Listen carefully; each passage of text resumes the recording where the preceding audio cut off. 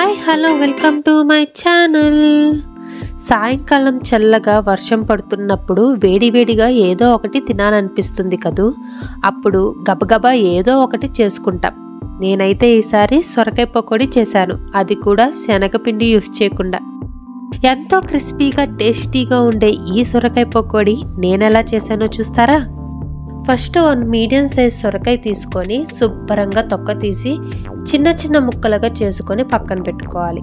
ఇప్పుడు ఒక గిన్నెలో 3 కప్పుల సొరకాయ ముక్కలు వేసుకొని అందులో 1 స్పూన్ అల్లం వెల్లుల్లి పేస్టు, రుచికి సరిపడా ఉప్పు, 1/2 టీ స్పూన్ పసుపు, 1/2 చెంచా కారం వేసుకొని బాగా కలపాలి. అలా కలిపిన మిశ్రమంలో 1 కప్పు బియ్యం పిండి, మనం ఏ కప్పుతో సొరకాయ ముక్కల కొలత వేస్తామో అదే కప్పుతో 1 కప్పు బియ్యం పిండి వేసుకోవాలి. ఆ తర్వాత 1 స్పూన్ శనగపిండి. శనగపిండి కొంచెం వేసుకుంటే రుచిగా ఉంటుంది, కానీ శనగపిండి మాకు వద్దు అనుకున్న వాళ్ళు స్కిప్ చేయవచ్చు. వేసుకోపోయినా కానీ రుచిగానే ఉంటుంది. ఆ తర్వాత అందులో పచ్చిమిర్చి, కరివేపాకు వేసుకొని బాగా కలుపుకోవాలి.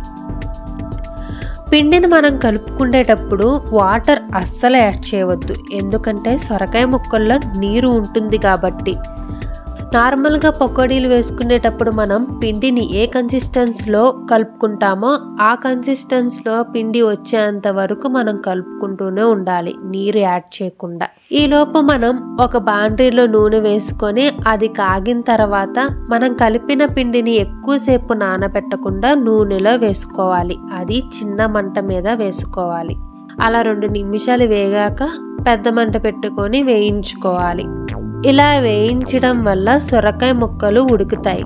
అదే పెద్ద మంట మీద మనం వేయించామనుకో త్వరగా వేగిపోయి సొరకాయ ముక్కలు ఉడకవు. ఇలా వేగిన తర్వాత ఒక సర్వింగ్ ప్లేట్లో తీసుకొని సర్వ్ చేసుకోవడమే. ఈ సొరకాయ పకోడీ ఎక్కువ నూనె కూడా లాగదు. అంతేనండి, ఎంతో క్రిస్పీగా టేస్టీగా ఉండే ఈ సొరకాయ పకోడీ వేడివేడిగా తింటే చాలా బాగుంటుంది. మీరు కూడా ట్రై చేసి ఎలా ఉందో కామెంట్ చేయండి. నా వీడియో నచ్చితే లైక్ చేయండి, షేర్ చేయండి, సబ్స్క్రైబ్ చేసుకోవడం మాత్రం మర్చిపోమాకండి.